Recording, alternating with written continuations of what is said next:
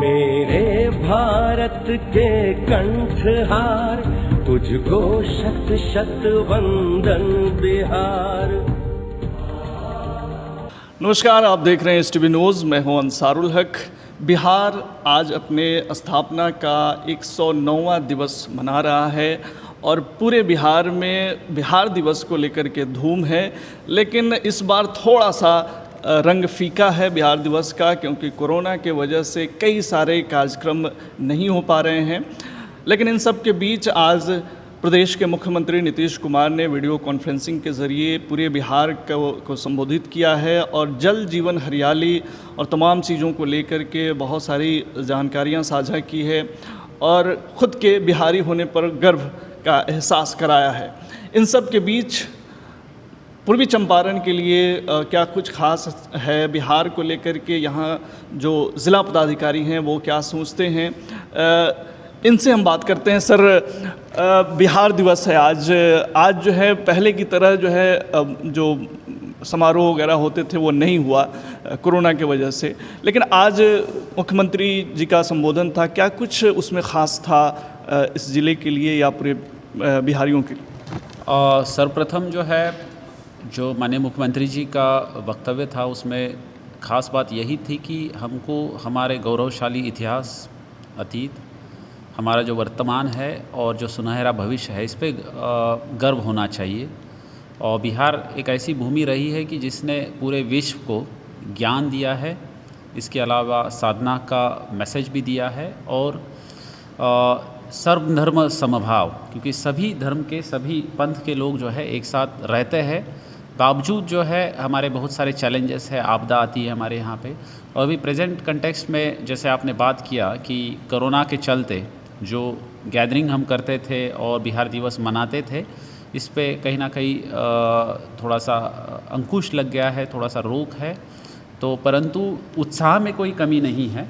माननीय मुख्यमंत्री जी का जो भाषण था उसमें उन्होंने आज, क्योंकि वाटर डे भी है, तो उस कहना स्पष्ट था कि पानी एक ऐसा अविभाज्य अंग है हमारे सृष्टि का, जिससे जो है पूरा निसर्ग चक्र चलता है। तो उसके संवर्धन हेतु, संरक्षण हेतु जल जीवन हरियाली अभियान जो हमने शुरू किया है, उसमें सभी लोगों को आगे बढ़कर जो है अच्छे तरीके से अपना रोल प्ले करना चाहिए, संवर्धन करना चाहिए और साथ ही में जो है निसर्ग का, पर्यावरण का भी जो है उसको संरक्षण करके जो है आगे बढ़ना चाहिए। तो यही उनका संदेश था। और कर्म की जो हमारी प्रवृत्ति है, आप सभी लोग जानते हैं कि जो बिहार के लोग हैं कर्म और कष्ट जो करते हैं वो सबसे ज़्यादा करते हैं। इसीलिए जो है सभी प्रकार के इंडस्ट्रीज़ में, सभी प्रकार के व्यवसाय में, सभी वो राजनीति हो या ब्यूरोक्रेसी हो, व्यवसाय हो, सभी जगह पे वो लोग पाए जाते हैं। तो इस पे भी हमको गर्व होना चाहिए। लेकिन यह है कि साधना ज़रूर करनी चाहिए, आगे बढ़ना चाहिए। ये एक थोड़ा सा सार था उनके भाषण का। सर, आज मुख्यमंत्री जी ने एक निर्देश दिया है अपने वो संबोधन में कि बिहार गौरव गीत को फिर से जो है विद्यालयों में इसको शामिल किया जाए। तो इसको लेकर के ज़िले में किस तरह से आपके द्वारा आदेश कुछ इस तरह के जारी किया जाएगा? उसमें लीगल ऑफिस ऑर्डर तो यहाँ से निर्गत किया जाएगा, परंतु बिहार गौरव गीत जो है हमारा राज्य गीत भी जो हम बोलते हैं, तो वो इतना अच्छा है कि उसके जो हर पैराग्राफ, हर स्टांजा को अगर आप सुनेंगे तो अपने आप में एक इंस्पिरेशन मिलता है। तो निश्चित तौर पे हर स्कूल में, हर कार्यालय में, जहाँ भी कोई फंक्शन होता है, राज्य सरकार का हो या विभाग का भी हो, तो उसमें जो है आपको ये गीत गाना चाहिए, सुनना चाहिए, मनन करना चाहिए, चिंतन करना चाहिए, ताकि जो है हम अपने इतिहास को जाने, हम अपने भविष्य को भी जो है उसी तरह कैसे जो है निखारें। तो ये जो है इसके लिए हम पहल करेंगे और निश्चित ही जो है राज्य गीत को भी जो है धरातल पे जो है स्कूल्स में या अन्य जगहों पे भी जो है सरकारी कार्यक्रमों में लागू किया जाएगा। मेरे भारत के कंठहार, तुझको शत शत वंदन बिहार। सर, आप महाराष्ट्र से में पले बढ़े, एक थोड़ा सा आपसे जस्ट, चूँकि आप बिहार में हैं, लंबे समय से हैं, बतौर एक वरीय अधिकारी, ज़िला पदाधिकारी के रूप में रहे हैं, बिहारी लोगों के बारे में आप खुद जो है किस तरह का फील करते हैं, यहाँ के लोगों की जो सोच है या फिर जो यहाँ के लोगों की जो या यहाँ का जो ऐतिहासिक महत्व रहा है उसको आप किस रूप में देखते हैं? मैं कुछ शब्द ही कहूँगा कि जो वर्णित करते, एक तो ऊर्जा, असीम ऊर्जा है। दूसरी बात पेशेंस, संघर्ष करने की क्षमता भी जो है अन्य लोगों से कई ज़्यादा है। धैर्य भी काफ़ी अच्छा है। सर्व धर्म समभाव, एक साथ रहने की ललक जो है यहाँ पे पाई जाएगी।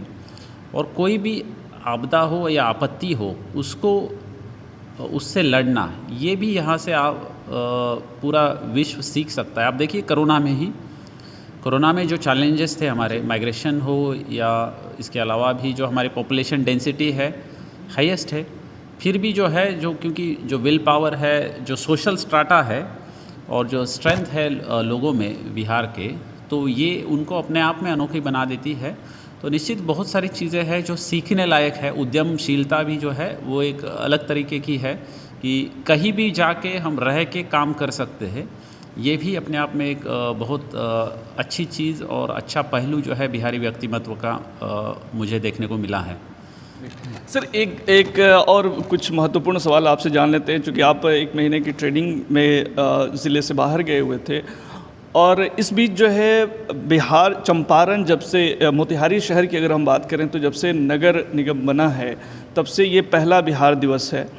तो उस कॉन्टेस्ट में हम आपसे कुछ जानना चाहेंगे कि मोतिहारी शहर को जो नगर परिषद से नगर निगम बनाया गया है, तो इससे क्या बदलाव देखने को मिलेंगे मोतिहारी शहर में, क्या क्या चीज़ें जो बदलेंगी? नगर निगम या नगर परिषद अपने आप में म्यूनसिपल एक्ट 2007 के द्वारा एक स्वायत्त संस्था है और एक इंडिपेंडेंट बॉडी है, इलेक्टेड बॉडी है। निर्णय उनको लेने होते हैं उनके बोर्ड के माध्यम से। लेकिन जब भी उत्क्रमण होता है नगर परिषद से नगर निगम में, तो कुछ चीज़ें ज़रूर जो है विचारणीय होती है या हमारे सामने आ जाती है। जैसे कि उनका रेवेन्यू बढ़ता है, एरिया बढ़ता है, साथ ही में जो है जो काम करने के लिए इंफ्रास्ट्रक्चर होना चाहिए, human resource, financial management, financial resource, ये सारे में भी जो है वृद्धि होती है। तो एक तरीके से हम कह सकते हैं कि जो अर्बनाइजेशन का ट्रेंड है, urbanisation also correlates with the development. आप देखेंगे कि जो अर्बन स्टेट्स है वहाँ पे डेवलपमेंट इंडेक्स जो है, शिक्षा हो, स्वास्थ्य हो, अच्छे माने जाते हैं। नॉट नेसेसरली कि यही मानक है, इसमें भी कहीं अपवाद मिल जाते हैं, लेकिन एक अच्छा इंडिकेटर है कि ये है। तो अब नगर निगम में स्वच्छता का एस्पेक्ट मैं देखना चाह रहा हूँ कि निश्चित बढ़ेगा, अच्छा होगा। पटना आप देखिए आज से 10 साल और अभी का अंतर जो है काफ़ी दिखने को मिल रहा है। इसके अलावा पानी का सप्लाई जो है, ड्रिंकिंग वाटर सप्लाई, वो भी एक महत्वपूर्ण है। स्ट्रीट लाइट्स पे भी जो अच्छा काम होगा। और जो प्रेक्षणीय स्थल है यहाँ के, मोती झील हो या कन्वेंशन सेंटर अभी जो आ रहा है, या स्टेडियम्स है बहुत सारे, ये सारे जो है ये रिक्रिएशनल फैसिलिटीज़ भी लोगों को मिलने में सुविधा हो सकती है।